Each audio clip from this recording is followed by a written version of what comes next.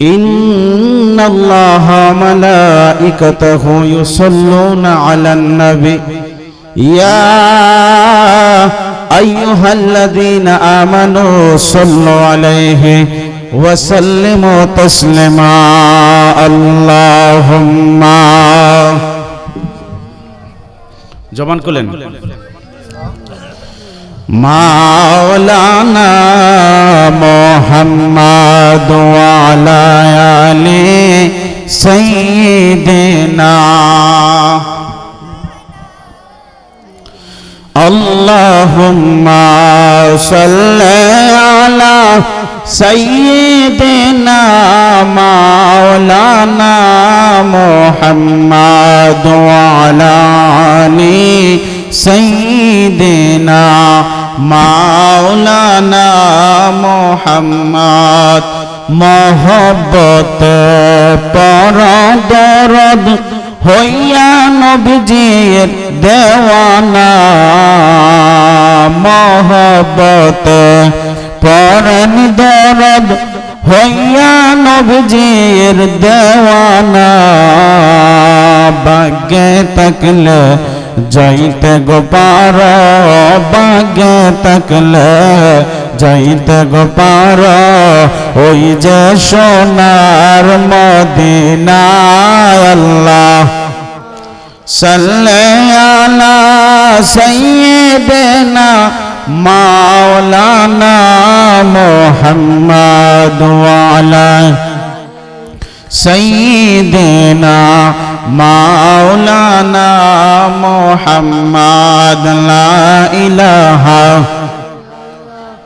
লা ইলাহা মোহব্বত লা ইলাহা জোর জোর লা ইলাহা। আমরা যাব সোনার মদিনা, আল্লাহ কোন পথে হব রওয়ানা।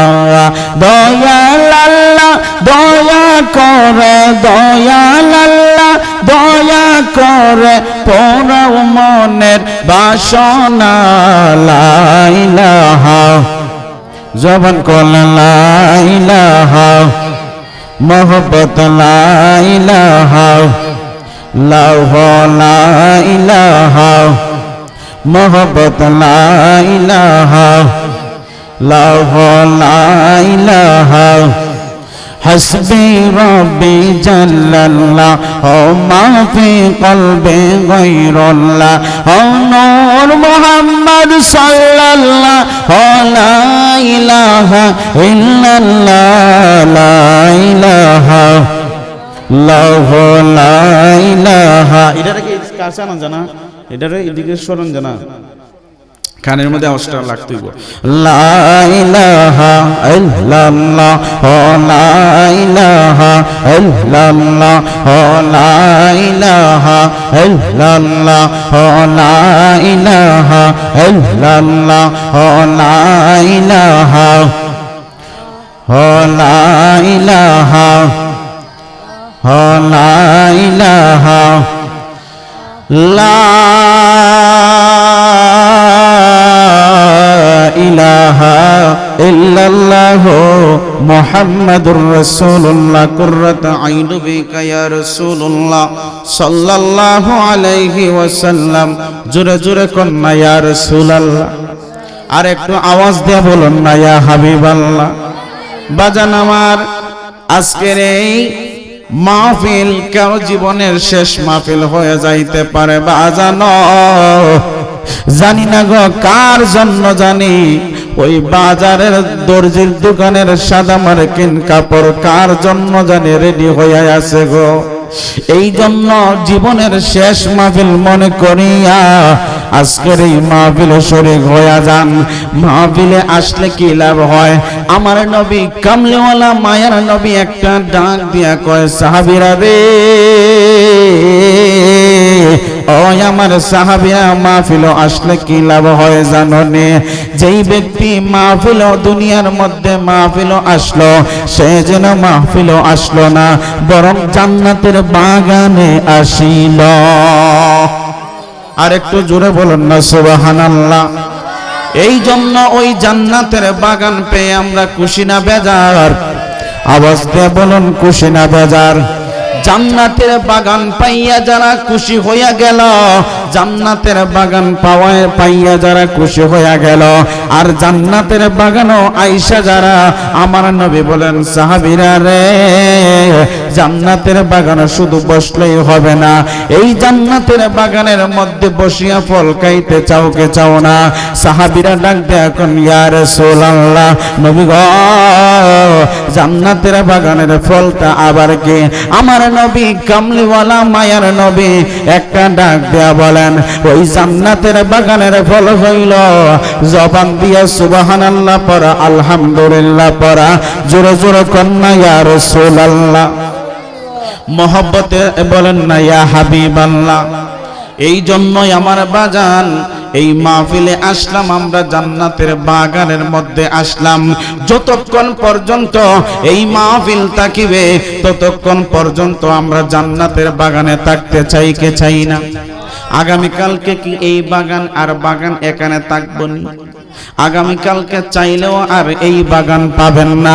এই জন্যই আমার বাবাজিরা একটু গভীর মনোযোগ, আগামীকালকে চাইলেও এই বাগান আর পাইবেন না। এই জন্য আজকে জীবনের শেষ মাহফিল মনে করিয়া জান্নাতের বাগানও আইসা শরীক হইয়া সবাই মিলে একটু নিজের গুনাহটাকে পরিষ্কার করার জন্য ওই মালিকের নামে একটু জিকির করি, আল্লাহ আল্লাহ।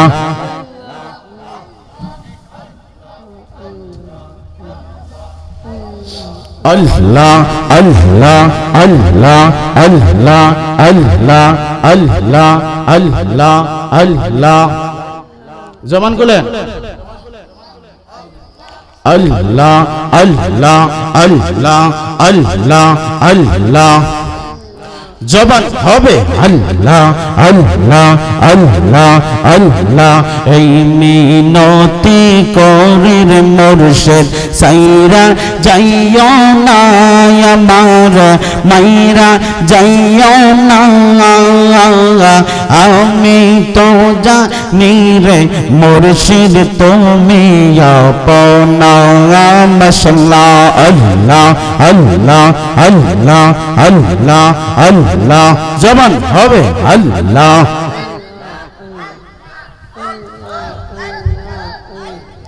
বাজান তোমায় ভালো গোপাসি, মন্দ বলে পরশি,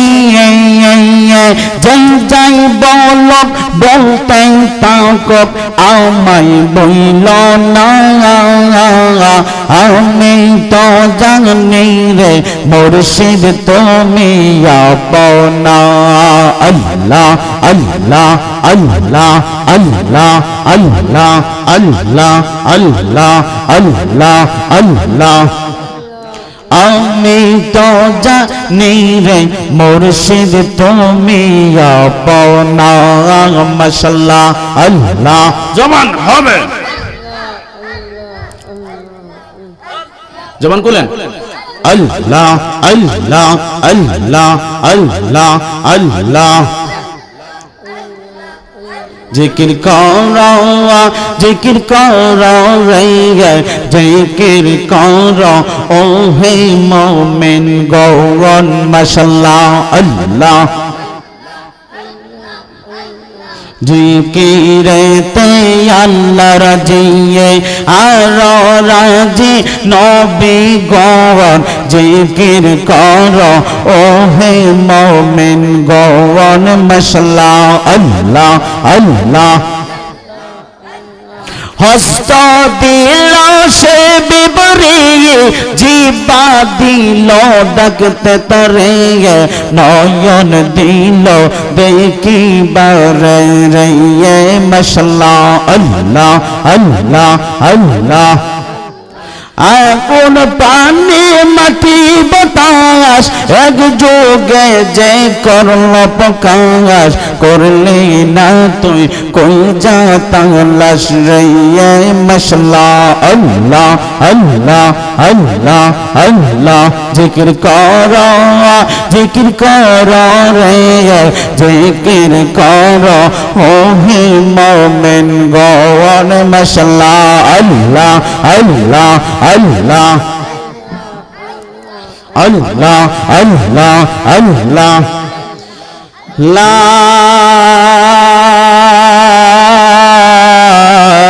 ইলাহা ইল্লাল্লাহু মুহাম্মাদুর রাসূলুল্লাহ কুররাতু আইনু বিকা ইয়া রাসূলুল্লাহ সাল্লাল্লাহু আলাইহি ওয়াসাল্লাম।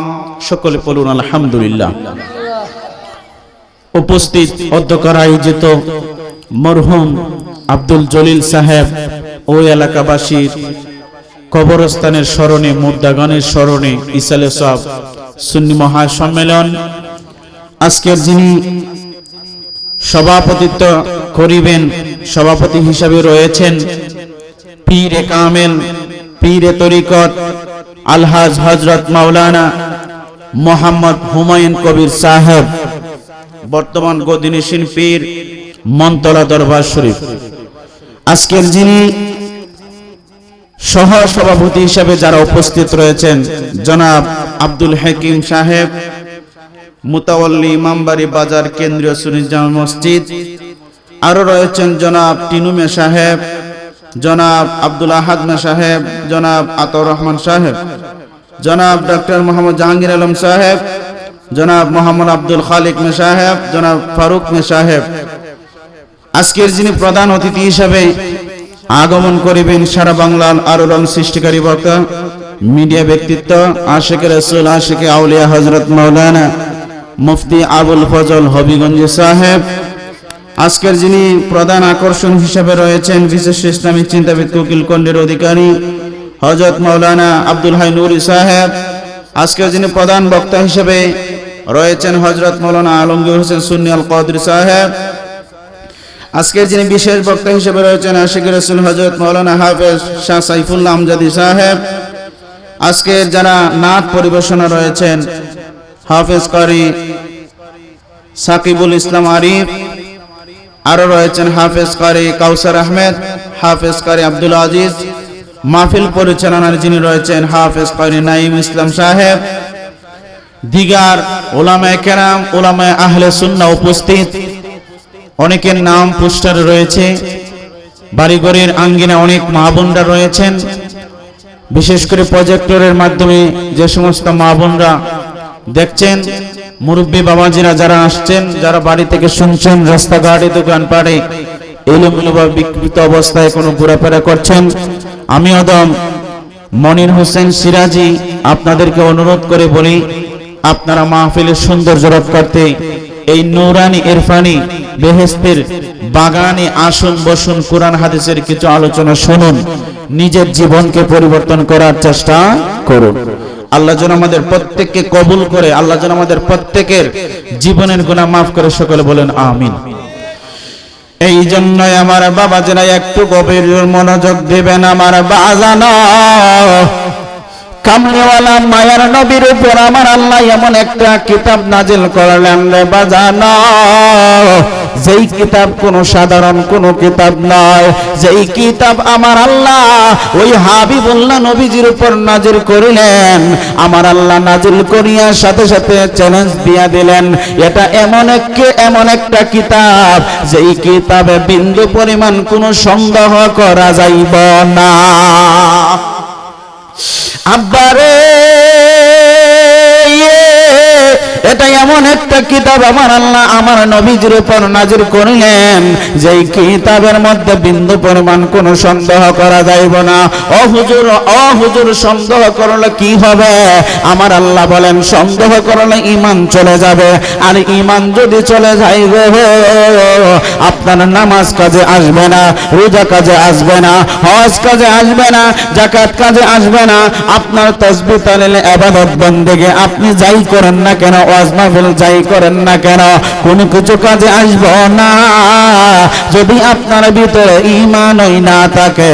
এই জন্য আমার আল্লাহ ওই কোরআনুল কারীমকে আমার হাবিবের নবীজির উপর নাযিল করিয়া আমার আল্লাহ আমার বন্ধু নবীজিকে এই রজব মাসের চাঁদের মধ্যে আমার নবীজিকে আল্লাহ এমন একটা জায়গার মধ্যে নিয়ে গেলেন গো, যেই জায়গার মধ্যে কোনো মুসা নবীকে নেন নাই, যেই জায়গার মধ্যে অন্য কোনো নবীকে স্থান দেন নাই, যেই জায়গার মধ্যে একমাত্র একজনকে নিয়েছেন তিনি হলেন আমার নবী কামলিওয়ালা মায়ার নবী হযরত মুহাম্মদ মুস্তাফা সাইয়্যিদুস সাকালাইন রাহমাতুল লিল আলামিন দু জাহানের বাদশা নবী মুহাম্মদ রাসূলুল্লাহ সাল্লাল্লাহু আলাইহি ওয়াসাল্লাম।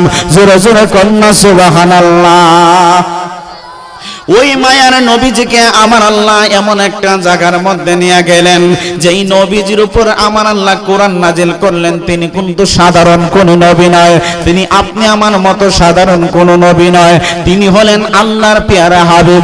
যেই আল্লাহ আমার নবীজিকে কখনো নাম ধরিয়া ডাক দেন নাই, আল্লাহ সর্বদা সব সময় আমার হাবিবুল্লাহ নবীজিকে সম্মান করে মায়া করে মহব্বত করে ডাক দিয়েছেন। জোরে জোরে কন্যা সুবহানাল্লাহ। আমার দয়াল নবী বিনে গোয়াবন বলতে কেহ নাই জগতে, আমার দয়াল বিনে গোয়াবন বলতে। বাজান পড়লে কি কষ্ট হবে? গুনাহ হইব? কথা কোন গুনাহ হইব? গুনাহ হইলে সব আমার দিয়া দিয়েন, এরপরে জবানটা খুলেন। জবান যদি না খুলেন আমি ওয়াজ করতে মজা হইতাম না বাজান। আমার সাথে বলুন আমার দয়াল নবী বিনে গোয়াবন বলতে কেহ নাই জগতে, আমার দয়াল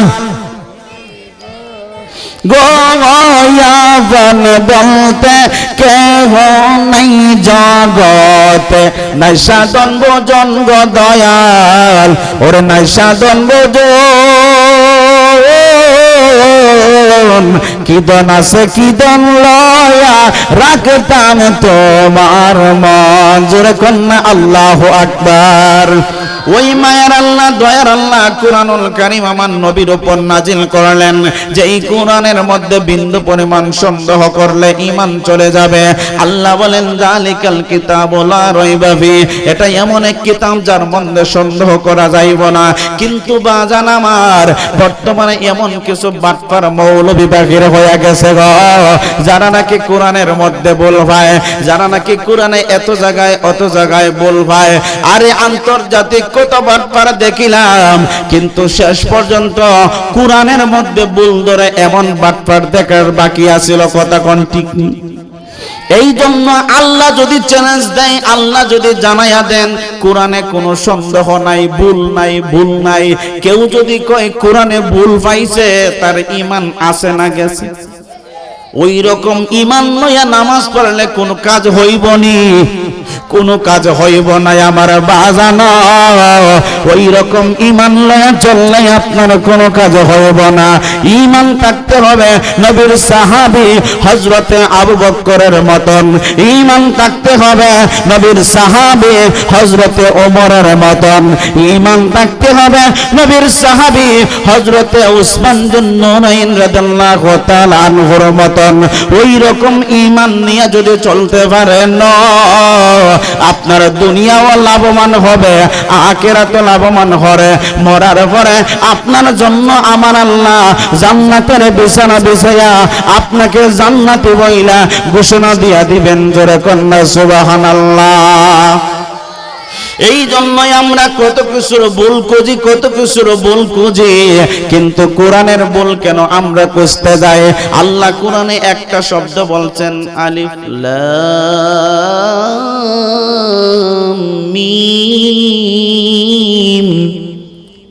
সুবহানাল্লাহ কোন না কেন? আল্লাহ বলেন আলিফ লাম মিম। আলিফ লাম মিম এগুলা হরফে মুকাত্তা, যার কোনো অর্থ নাই।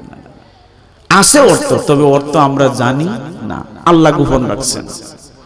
এভাবে কোরআন কারীমের মধ্যে অসংখ্য আয়াত রয়েছে, আল্লাহ এগুলার অর্থ জানান নাই।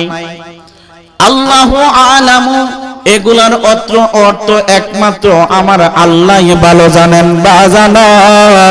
এই জন্য কোরআনের ভুল বুঝতে যায়েন না, কোরআনের অপব্যাখ্যা করতে যায়েন না। দুনিয়ার মানুষের কাছে অপরাধ করলে মানুষ আপনারে কতটুকু মারধর করবে, শাস্তি দিবে, আবার কিছুদিন পরে সালিশ করে ঠিক হয়ে যাইব। আল্লাহর আদালতে যদি দরাত খাইয়া যান, আমার আল্লাহর আদালতে যদি আপনি আসামি হইয়া যান গো, আল্লাহ যদি মাফ না করে, পৃথিবীর কেন মাফ করার ক্ষমতা আসেনি?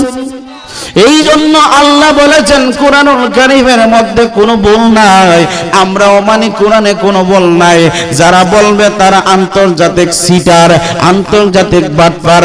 আমরা কোরআনের ভুল ধরতে যাই, মানুষের ভুল ধরতে যাই, অথচ নিজেরা কত গুনাহ করছি, নিজেদের গুনাহের ব্যাপারে আমরা এখনো সজাগ হইতে পারলাম না।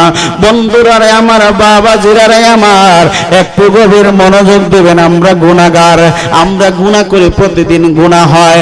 এই গুনার কারণে কোন দিন কোন সময় জানি আমরা চইলা যাই জাহান্নামে। যেই জাহান্নামে যাওয়ার পরে দুনিয়ার মানুষগুলা জাহান্নামে যখন চলে যাইব, ওই জাহান্নামে যাওয়ার পরে মানুষের কোনো অস্তিত্ব থাকবে না। এমন অবস্থা হইব গো, যেই অবস্থা সে কল্পনাও করতে পারবে না। এই জন্য রে আমার বাবাজিরা, আমরা গুনাহ করলেও আল্লাহর কাছে ক্ষমা চাইতে চাই না, আমরা অপরাধ করলেও আল্লাহর কাছে মাফ চাইতে চাই না।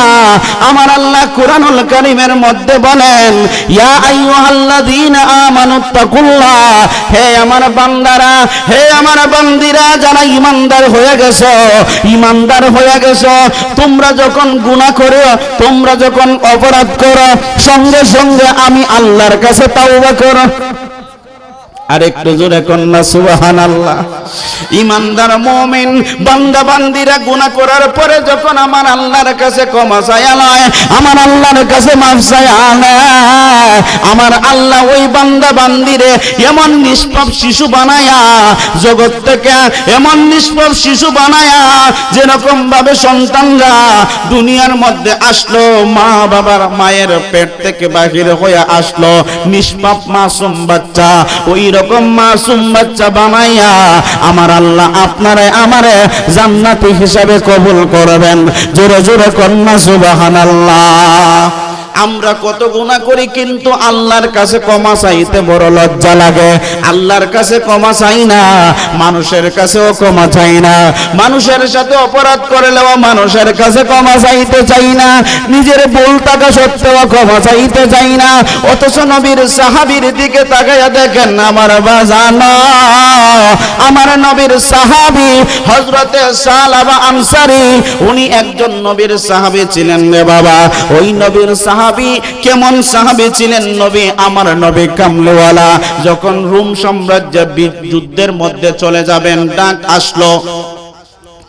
ডাক আসলো, আমার নবী চলে যাইবেন যুদ্ধের ময়দানে যুদ্ধ করার জন্য। সাহাবীদেরকে আমার নবী ডাক দিয়া বলেন, সাহাবীরা রে, তোমরা কার কে কি আসো, তাড়াতাড়ি নিয়ে আসো, যুদ্ধের ময়দানে যাইতে হবে। ইসলাম রক্ষা করার জন্য যুদ্ধে যাইতে হবে, যুদ্ধ না করলে হবে না। আমার নবী ডাক দিলেন, সব সাহাবীরা রাজি হইল। এবারে সালাবার নাম আমার নবী ঘোষণা করলেন না। সালাবা ছিল একজন গরিব সাহাবী। গরিব মানুষ জগতে আছে না নাই? কথা কোন আছে না নাই? সালাবা হইল একজন গরিব সাহাবী। ওই সাহাবীর নামটা আমার নবী বললেন না। এবার ওই সাহাবী যখন নামটা বললেন না, নবীজিকে আরেক সাহাবী ডাক দেয়া বলেন, ইয়া রাসূলুল্লাহ, নবী গো, ওই সাহাবীর নামটা কেন আপনি বললেন না? তাকেও আমরা নিয়ে চলে যুদ্ধের ময়দানে। নবী বলেন, নো, আমার কথা একটাই, আমি যা বলছি তাই, এই কথার কোনো পরিবর্তন হইব না। এবার নবী বললেন, ঠিক আছে, আমি যা বলছি সেম একইভাবে যুদ্ধের ময়দানে যাইতে হবে। সালাবাকে আমার নবী দিয়ে গেলেন, তুমি ওই বাণীর মধ্যে থাকবা, তোমার ভাই সাহাবীর স্ত্রী এবং সংসারে যা কিছু আছে কিছুদিনের জন্য তুমি ওই বাড়ির মধ্যে থাকিবা, তাইকা তুমি খরচ পাতে কইরা সংসারটা একটু দেখাশোনা করবা। নবী যখন সাহাবাকে দায়িত্ব দিয়া এবার আমার নবী সমস্ত সাহাবীদেরকে লইয়া চলে গেলেন যুদ্ধের ময়দানে। সাহাবা ওইদিকে বাড়ির মধ্যে দেখাশোনা করতেছে। হঠাৎ করে একদিন শয়তান আইসা ধোঁকা দেয়, সাহাবা রে তোমার বন্ধু সাহাবীর স্ত্রী কেমন, তোমার কি একটু দেখার ইচ্ছা করে না? সাহাবার অন্তরে যখন শয়তান আইসা ধোঁকা দিয়া দিল, শয়তান ধোঁকা দেওয়ার মাত্র সাহাবার অন্তরে এবার একটু মনটা একটু অন্যরকম হয়ে গেল। এবার সাহাবা মনে মনে ভাবলেন ঠিকই তুই আছে, আমি একটু দেখার দরকার। সাহাবা চলে গেলেন দেখার জন্য। এবার ঘরের মধ্যে যায় ঢুকলেন, দেখলেন এত সুন্দর পরীর মতো তার সাহাবীর স্ত্রী, ওই বন্ধু সাহাবীর স্ত্রী, উনি দেখলেন এত সুন্দর ওনার বন্ধু সাহাবী, আমার নবীর সাহাবী হযরতে সালেবা ওই সময় ওনার বন্ধুর কিয়ানত করতে যায় ওই বন্ধুর স্ত্রীর হাতটার মধ্যে একটু ধরলেন। ধরার মাত্র ওই স্ত্রী ডাক দিয়া কয়, সালেবা রে ও সালেবা, তুমি আল্লাহরে ভয় করো রে, তোমার কাছে আমার স্বামী আমানত দিয়া গেছে রে, তুমি আমানতের কিয়ানত করতে পারো না। জোরে জোরে কন্যা আল্লাহু আকবার। নবীর সাহাবীর স্ত্রী যখন এই কথা বলিলেন, এবার সালেবার মনের মধ্যে একটা তাৎক্ষণিক ভয় চলে আসলো, হাই রে হাই, আমি কি জানি কি অন্যায় করতে গিয়েছিলাম রে। সালেবার অন্তরের মধ্যে যখন ভয় চলে আসিল, এবার সালেবা ওই বয়ে তাড়াতাড়ি বাড়ি থেকে দৌড়াইয়া জঙ্গলায় চলে গেল। জঙ্গলায় গিয়া কান্দে গো, ও আমারা আমার গুনাহ আল্লাহ মাফ করছনি, রহিম রহমান নাম তোমার আল্লাহ, ও আল্লাহ আল্লাহ জালিল জাব্বার, আল্লাহ আল্লাহ আল্লাহ রহিম রহমান নাম তোমার আল্লাহ, ও আল্লাহ আল্লাহ জালিল জাব্বার, আল্লাহ আল্লাহ আল্লাহ। সালেবা কান্দে গো, সালেবা কান্দতে কান্দতে জঙ্গলার মধ্যে পড়িয়া কান্দে। একদিন নয়, 2 দিন নয়, 3 দিন নয়, 4 দিন নয়, কান্দতে অনেক দিন হয়ে গেল। আমার নবী ওই দিকে যুদ্ধ থেকে শেষ করিয়া যুদ্ধের মধ্যে বিজয় হইয়া আমার নবী যখন চলে আসলেন এবার আনন্দ উল্লাস লইয়া, এবার নবীর সাহাবী যখন বাড়ির মধ্যে আসলেন, আয়েশা দেখেন বাড়িটা ফাঁকা ফাঁকা লাগে। কিরে আমার দিনী ভাই সালেবা কোথায়? আমার সালেবাকে তো আমি দেখতে পাচ্ছি না। স্ত্রীকে ডাক দিয়ে বললেন, বিবি গো, ও বিবি, আমার বন্ধু সালেবা কোথায়? ওই বিবি ডাক দিয়া বলেন, বউ আমার স্বামী গো, তুমি আসছো, তোমার বন্ধু কোথায় জানি চলে গেছে আমি বলতে পারি না, সালেবা কোথায় জানি চলে গেছে আমি জানি না। এবার স্বামী ডাক দেয়া কয়, বিবি গো, তুমি বলো আমার বন্ধু সালেবার সঙ্গে কি অপরাধ করেছ? নাইলে আমার বন্ধু তো বাড়ি থেকে চলে যাবার কথা না। আমার বন্ধুকে তুমি কি করেছ, কি বলেছ, কি করেছ, কি বলেছ? এবার নবীর সাহাবীর স্ত্রী ডাক দিয়া বলে, স্বামী গো, আমি কিছুই করি না। আপনার বন্ধু সালেবা শয়তানের প্ররোচনায় পড়ে আমার হাত আইসা ধরছিল। আমি তখন বলছিলাম, সালেবা রে, আল্লাহরে তুমি ভয় করো, ইত্তাকুল্লাহ, আল্লাহরে তুমি ভয় করো, এই কথা বলছিলাম। আর সালেবা ওই সময় হাউমাউ করে কান্না করিয়া বাড়ি থেকে কোথায় জানে বাহির হয়ে গেছে। স্বামী গো, আমি জানি না কোথায় বাহির হয়ে গেছে গো, তবে একটা ধারণা দিতাম পারি গো স্বামী। ও স্বামী, ওই ধারণাটা হইল মনে হয় পাশের জঙ্গলের মধ্যে হয়তো বাগে চলে গেছে, ওই জায়গায় মনে হয় থাকতে পারে। এবার নবীর সাহাবী ওই সালেবাকে খোঁজার জন্য চলে গেলেন জঙ্গলের মধ্যে। এবার যাওয়ার পরে সালেবাকে খুঁজে পাইলাম, যাই দেখে সালেবা জমিনের মধ্যে মাথা লাগায় এমন কান্দা কান্দে গো, কান্দা কান্দতে কান্দতে কান্দতে কোথায় গেল তার খাবার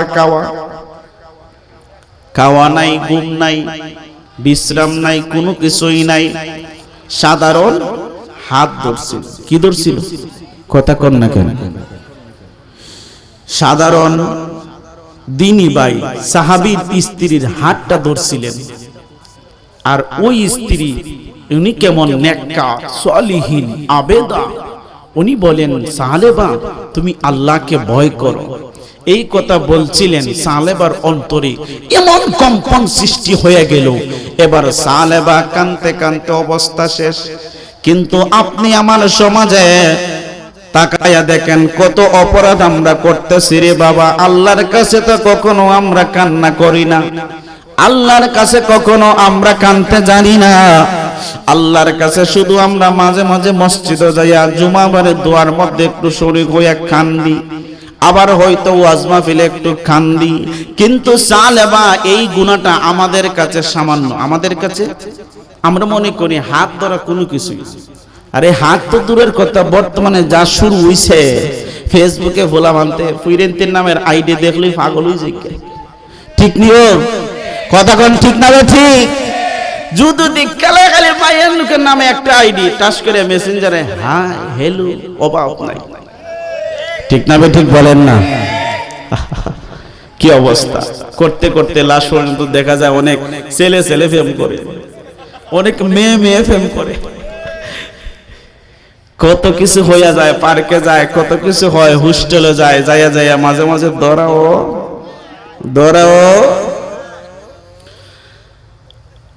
আব্বাজিরানি, আমার বন্ধুরানি, আমার গভীর মনোযোগ। আমরা ওই আল্লাহরে ভয় করি না, কিন্তু নবীর সাহাবী সালেবা কেমন ভয় করিলেন। এমন কান্না কাঁদতেছেন নবীর সাহাবী, যখন কাঁদতেছেন সালেবা কান্দে। এবার তার দিনী ভাই ডাক দিয়া কয়, এ সালেবা তুমি কেন এখানে কান্দো রে? সালেবা তো মাথা উঠায় না, জমিনে পড়িয়া কান্দে। সালেবার কান্না দেখা সালেবার একটা ছোট্ট মেয়ে ছিল, ওই মেয়েটা চলে আসলো।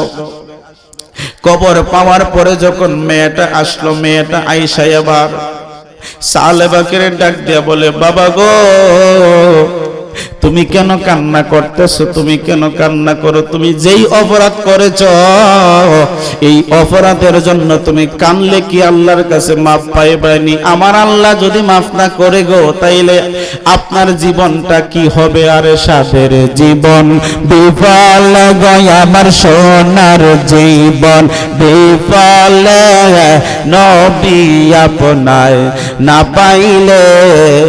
সালেবা কান্দে জঙ্গলে ভরিয়া। আর নবীর সাহাবী, ওই সাহাবী সালেবার বন্ধু, ওই সালেবার বন্ধু এবার ওনারে দেখিয়া এবার উনি চলে গেলেন। মনে বড় কষ্ট লাগলো, হাই রে সালেবা, তোমারে দিয়ে গেছিলাম তুমি আমার স্ত্রীকে দেখাশোনা করবা, তুমি এটা কি কাজ করিলা? অন্তরে একটা ঘৃণা জন্মাইল, অন্তরে একটা রাগ হইল, একটা গুসা হইল।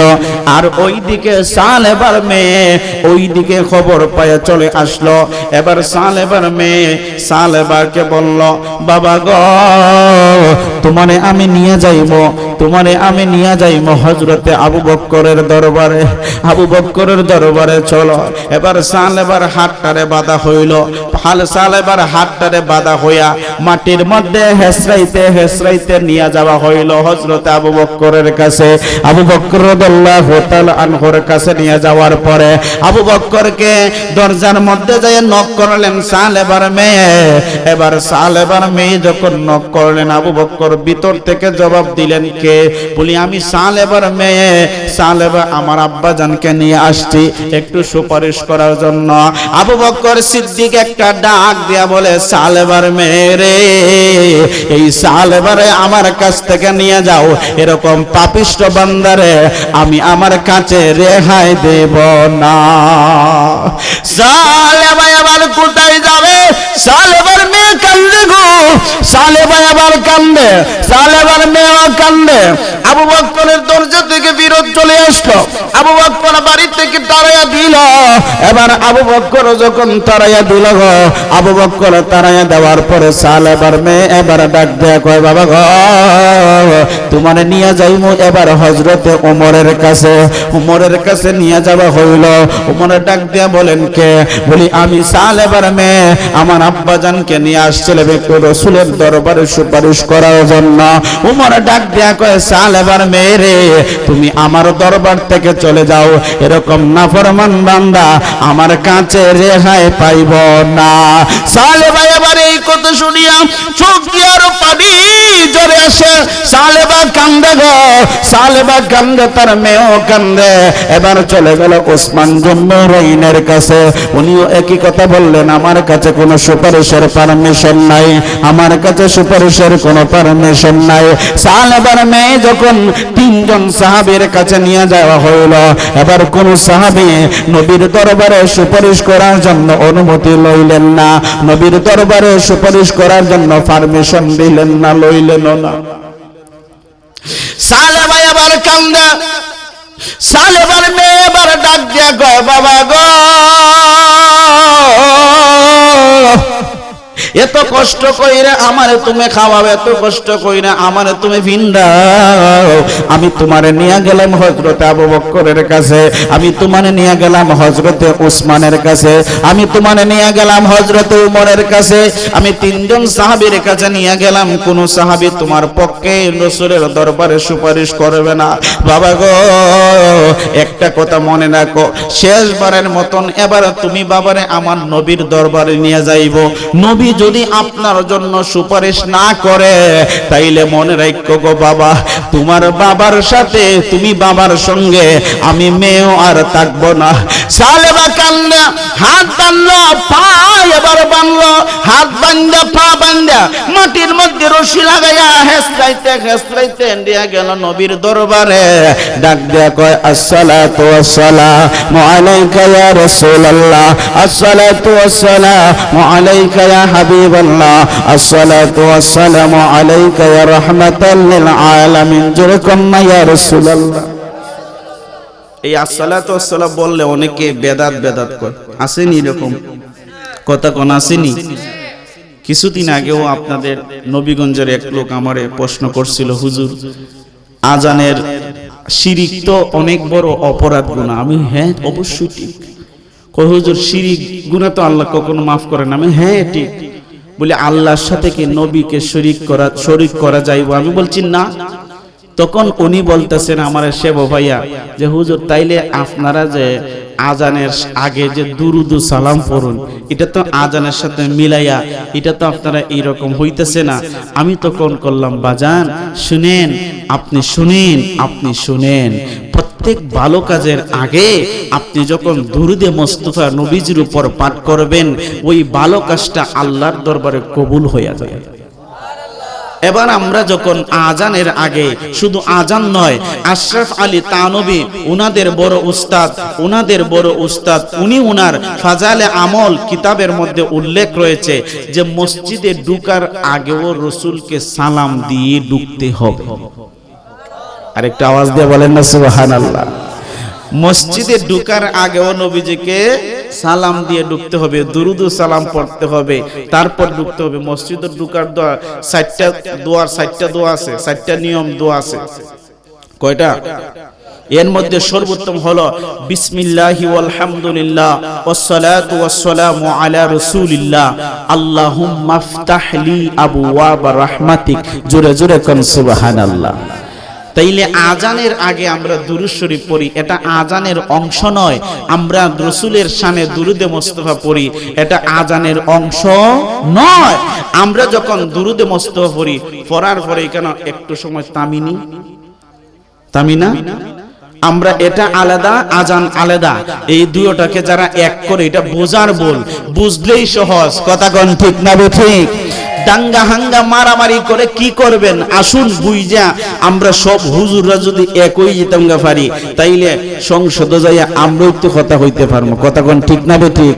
আর হুজুররা যদি সংসদে যাইয়া কথা হয়, হুজুররা দ্বারা কি কোনো অপকর্ম হইব?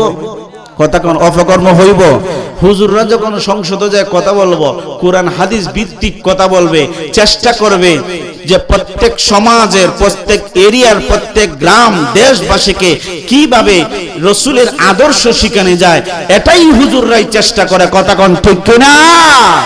মাঝে মাঝে হয়তো একটা এইদিক সেদিক কিছু ভুল বুঝাবুঝি আছে, এটা বইলে পরে সবই ঠিক হইব ইনশাআল্লাহ।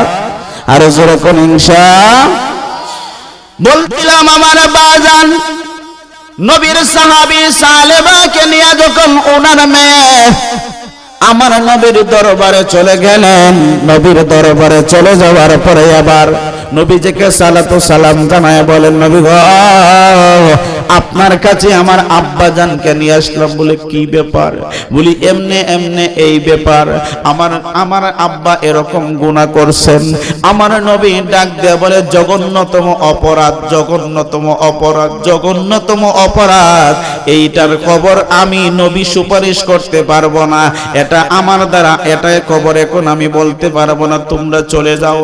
আমার নবী না করার মাত্র সালেবার মেয়ে এবার বাবারে সাইরা দিছে, বাবা গো, আমি আর তোমার সঙ্গে নাই গো বাবা, তুমি যেই অপরাধ করেছ এই অপরাধ আমার আল্লাহ ক্ষমা করবে না, তোমার সঙ্গে আমি আর নাই। জোরে কোন না আল্লাহু আকবার। আল্লাহুম্মা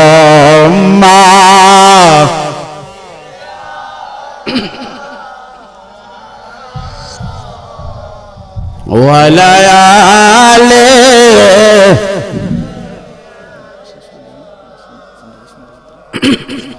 ওয়ালায়ালে সাইয়েদেনা উফাইনা উফাইনা উফাইনা মুসলমানদের নবী সারা উফাইনা আল্লাহুম্মা। জোরে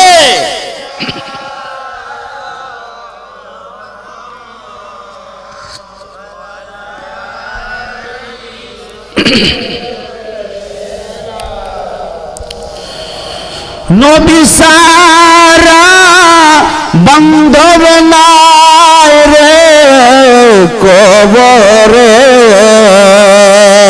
হাসরেতে নবী সারা বান্ধব নাই। আল্লাহুম্মা। জোরে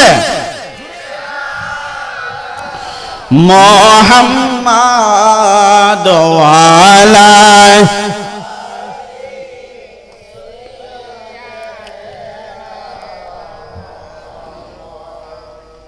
বাজান আমার একটু গভীর মনোযোগ, সময় খুবই সংকীর্ণ, আলোচনা লম্বা করতে পারবো না। বলছিলাম নবীর সাহাবীকে এবার আমার নবীও না করে দিলেন, সাহাবী আবার যাইব কোথায়? ওরে নাই সাধন ভজন গো দয়াল, ওরে নাই সাধন ভজন, কি দন আছে কি দন লয়া রাখতাম তোমার মন। নবীর সাহাবী আবার যাবেন কোথায়? আর কোথায় যাবেন? জঙ্গলার মধ্যে চলে গেলেন। জঙ্গলার মধ্যে চলে যাওয়ার পরে এবার আমার নবীর সাহাবী যায় আরো কান্নার বাড়াইয়া দিলেন। কান্নার গতি এমন বাড়াইলেন, আমার আল্লাহ মাগরিবের আগ মুহূর্তে আমার আল্লাহ জিবরাইল আমিনকে ডাক দিয়া বলেন, জিবরাইল যাও যাও যাও, আমার বন্ধুরে খবর দিয়া দাও, আমার বন্ধুরে খবর দিয়া দাও, আমার বন্ধু সাহাবীরে কেন ফিরাইয়া দিল? আমি ওই সালেবা সাহাবীরে তার কান্না দেখিয়া, তার তাওবা দেখিয়া আমি আল্লাহ খুশি হইয়া তার জীবনের গুনাহ দিলাম মাফ করিয়া। জোরে জোরে কন্যা সুবহানাল্লাহ। আল্লাহর কাছে এমন কান্না কাঁদছেন, আল্লাহ দয়া হয়ে গেছে, আমার আল্লাহর মায়া লাগিয়া গেছে। আমার আল্লাহ বলেন নবীর কাছে জানাইয়া দাও। মাগরিবের পরে যখন নবীর কাছে খবর আসলো, জিবরাইল আমিন আয়েশা ডাক দিয়া বলেন, ইয়া রাসূলুল্লাহ, নবী গো, আমার আল্লাহ ঘোষণা দিয়েছেন ওই সালেবা সাহাবীরে আমার আল্লাহ মাফ কইরা দিয়েছেন। সুবহানাল্লাহ। নবী আগে মাফ করতেন, পারতেন কি পারতেন না? কথা কোন, পারতেন কি পারতেন না? পারতেন, কিন্তু এখানে একটা রহস্য লুকাইয়া আছে। কি রহস্য? আসুন সামনে বাড়ি, তারপরে শেষ করে দিব। এবার যখন আমার নবীর কাছে যখন খবর আসিল, আমার নবী ডাক দিয়ে কয়, কই রে আবু বকর, কই ওসমান, কই ওমর, তোমরা চলে আসো, তাড়াতাড়ি চলে আসো। এবার নবীর দরবারে সাহাবীগণ উপস্থিত হয়ে গেলেন। সাহাবীগণকে উদ্দেশ্য করে আমার নবী বললেন, সাহাবীরা রে, যাও যাও, সালেবা কোথায় রে? তাকে রাত্রে গভীর হয়ে গেল, রাত্রে গভীর হয়ে গেল, তাড়াতাড়ি কুইজা নিয়ে আসো। নবীর সাহাবীরা এবার নবীর হুকুম মোতাবেক হযরতে উমর এবং হযরতে আবু বকর দুইজন সাহাবী চলে গেলেন, খুঁজার জন্য বাহির হয়ে গেলেন। অন্ধকার রাত্রি হয়ে গেল, খুঁজতে কোথাও পান্না পাইতে হঠাৎ করে এমন টাইমে পাইলেন, নিশি রজনী তাহাজ্জুদের সময় যখন পাইলেন, পাওয়ার পরে আবার বলতেছেন, সালেবারে তুমি আর কান্দো না, তুমি আর কান্না করিও না, এমন একটা খবর নিয়ে তোমার কাছে আসছি রে, যেই খবরটা শুনলে তুমি আনন্দিত হইবা। আমার আল্লাহ জিবরাইলের মাধ্যমে আমার নবীর কাছে খবর পাঠাইয়া দিয়েছেন, তুমি সালেবারে মাফ কইরা দিয়েছেন। এবার এই কথা শোনার মাত্র নবীর সাহাবী সালেবা মাথাটা উঠাইলেন। মাথা উঠাইয়া এবার নবীর দরবারে নিয়ে যাওয়ার জন্য প্রস্তুতি হয়ে গেলেন। যাইতে এবার ফজরের নামাজের টাইম হয়ে গেল।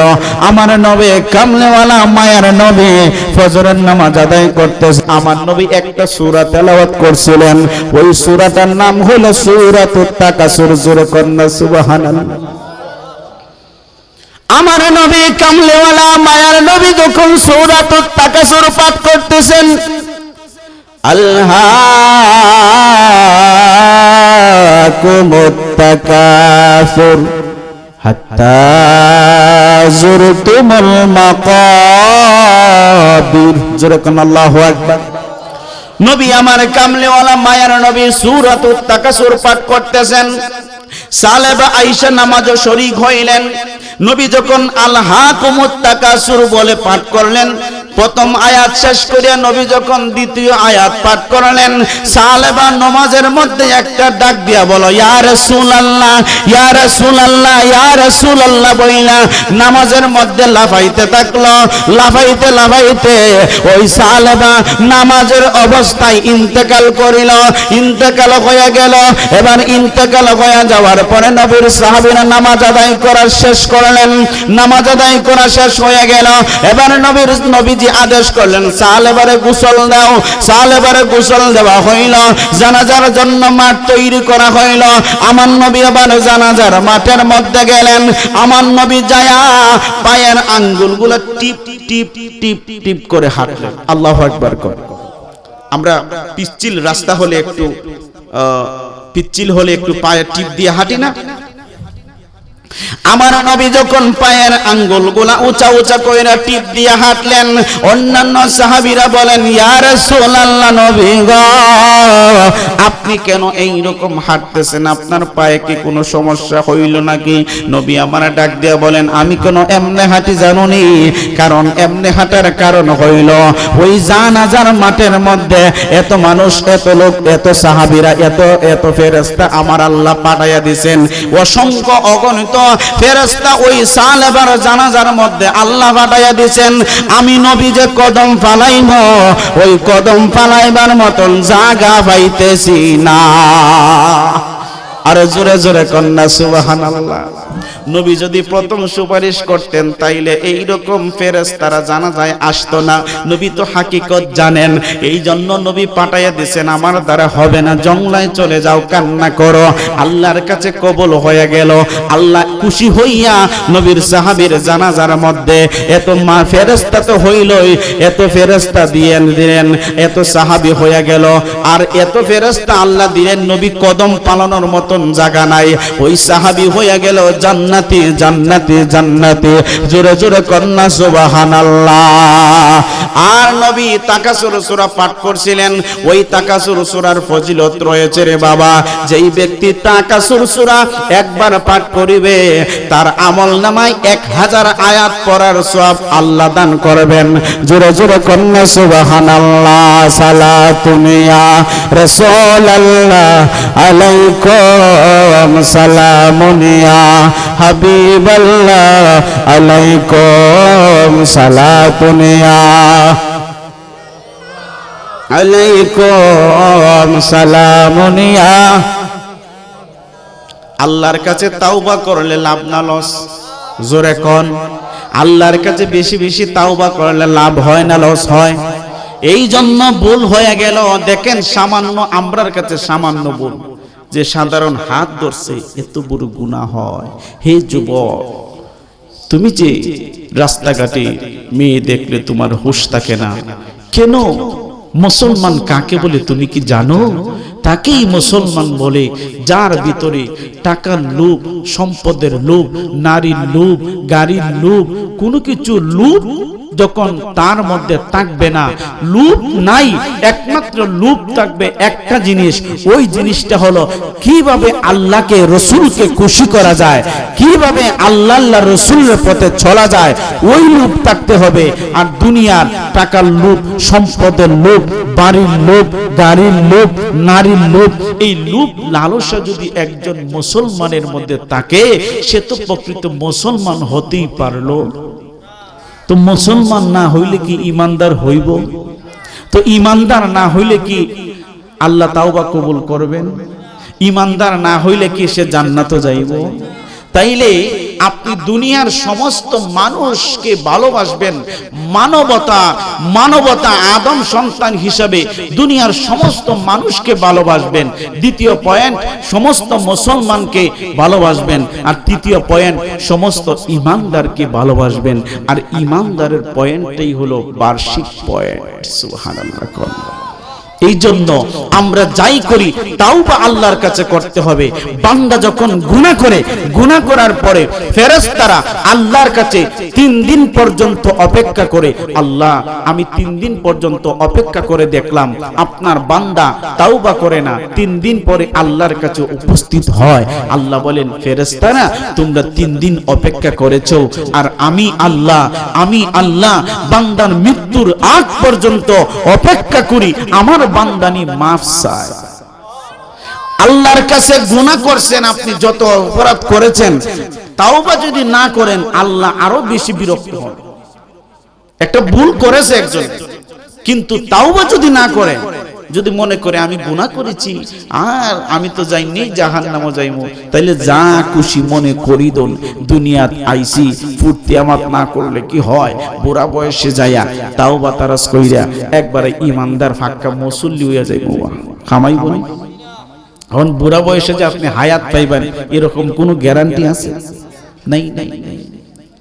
বৃদ্ধ বয়সে যে আপনি মারাই যাবেন এরকম কোনো গ্যারান্টিও নাই। এজন্য আপনাকে আমাকে সর্বদা খেয়াল রাখতে হবে, গুনার জন্য আল্লাহর কাছে তাওবা করতে হবে। আল্লাহ যেন আমাদের প্রত্যেককে তাওবা সঠিকভাবে করার তৌফিক দেন। সকলে বলেন আমিন। বেশি বেশি তাওবা যারা করে তাদের একটা লাভও আছে। এটা অন্য একটা হাদিসের রেফারেন্স, যে বেশি বেশি যারা ইস্তেগফার পাঠ করবে তাদেরকে আল্লাহ, যারা বেশি বেশি তাওবা করে, বেশি বেশি গুনাহ নাই, ভুল করে নাই, এরপরে শুধু বলে আস্তাগফিরুল্লাহ আস্তাগফিরুল্লাহ, তাওবা করে আল্লাহর কাছে মনে মনে তাওবা করতে থাকে, এই তাওবাকারী ব্যক্তিদেরকে আল্লাহ ভালোবাসা মুস্তাজাবুদ দাওয়া বানাইয়া দেন। যখন যেই দোয়া করে সেই দোয়া আল্লাহ কবুল করেন। জোরে কোন সুবহানাল্লাহ। আল্লাহ যেন আমাদের সকলকে তাওবা করার, তাওবার উপর অটুট থাকার তৌফিক দেন। সকলে বলেন আমিন।